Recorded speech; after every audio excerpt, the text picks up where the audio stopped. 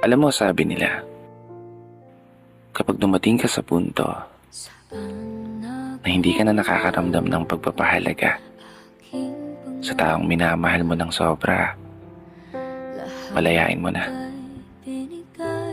Kapag dumating na kayo sa sitwasyon na hindi na niya kayang titigan ng iyong mga mata, palayain mo na. At kapag dumating na yung pagkakataon na hindi mo na maramdaman yung init ng pagmamahal, palayain mo na. Palayain mo na yung sarili mo. Kasi alam mo, hindi ka hinaan ang pagsuko sa isang laban.